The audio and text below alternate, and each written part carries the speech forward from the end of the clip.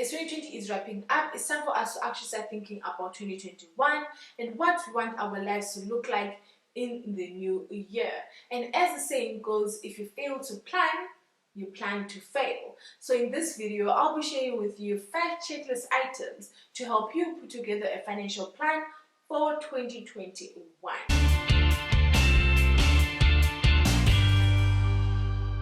So where you want to start is by understanding your current financial situation. So that's knowing all your numbers, understanding your insurance products, understanding your investments and your liabilities.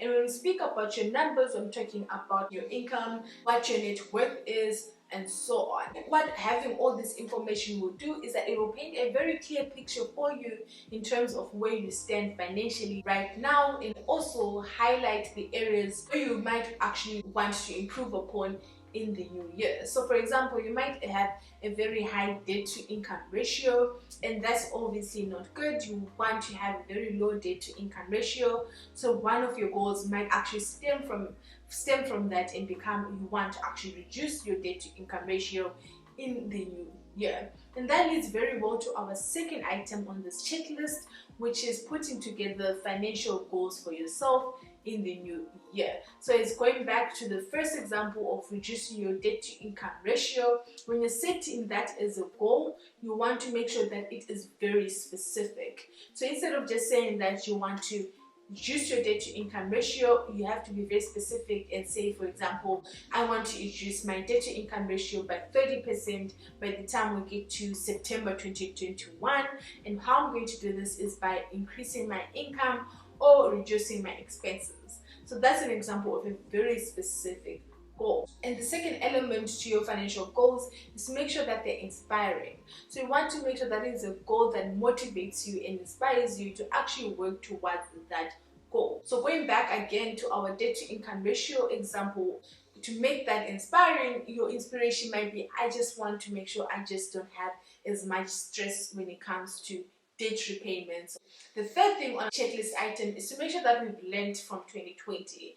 And as everyone knows, 2020 has been a very, very tough year for a lot of us. We saw a lot of businesses closing, we saw people losing their jobs, we've seen people getting salary cuts and so on. But even though it's that unpredictable, we're still able to kind of protect ourselves by putting certain measures in place. So as we saw this year, when people were losing their jobs, those who had multiple streams of income were able to weather the storm a little bit better than those who didn't have anything. The same also goes for people who had emergency funds, who were actually also able to keep food on the table when they lost their jobs. So you want to make sure that you also have those things in place going into 2021, 2022, so that if anything happens in your life, might not be as big as COVID-19 shutting the entire world down.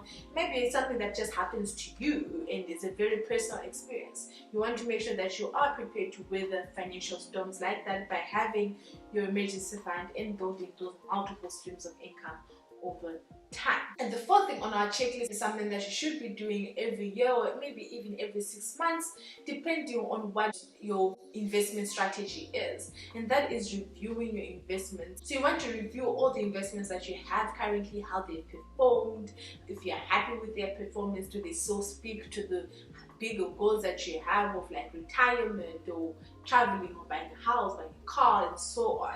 You want to make sure that you're still on track to reaching your investment goals, and also make adjustments if that is needed and if you decide to do so. And the fifth item on our financial plan checklist is to have some kind of self-education goal. So you want to always be improving yourself, learning more, getting to understand topics that maybe intimidate you a little bit better, so that you empower yourself to make even better decisions with your finances going forward. So for example, you might actually want to get into real estate investing. Even though you're not invested right now, you want to get into it in the next 5-10 years. So with that, you want to make sure that you're actually learning about real estate investing before the time comes for you to actually get into that space, so that by the time rolls around, you understand how the industry works, you've done a lot of research, and you're more prepared to actually make the crucial decisions to actually make your investments a success. Since you have stuck around this far into the video, I have one bonus checklist item for you,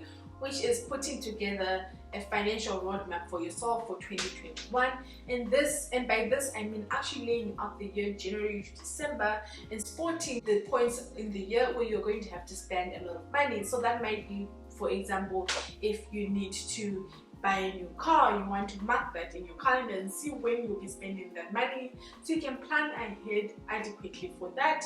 You want to make sure that you're marking, for example, if you have children, you want to make sure that you mark the dates when their school fees are due, in because that is also a pretty big ticket item. So you have a holistic picture in terms of when your financial peak times are going to be, because usually during the year your finances are pretty stable, but you have those financial peak times where your finances go up. For example, now that we're going into December, that's a financial peak time for a lot of people. So you want to plan ahead for all those things and have a visual picture of where all those things are actually going to fall into throughout the year. So with this checklist, you'll be able to put together a financial plan that speaks to your own personal goals, is inspiring and very specific going into 2021, and to ensure that you make 2021 yours. And I know you've made 2020 yours as well. Even though it's been such a tough year, you've still killed it. So 2021,